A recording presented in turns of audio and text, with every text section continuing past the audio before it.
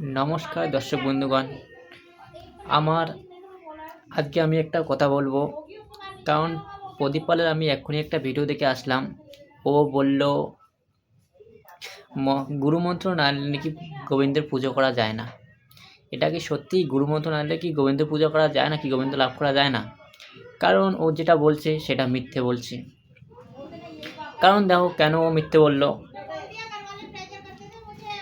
যেমন দেখো বড় বড় মন্দিরে ওখানে পুজো হয়,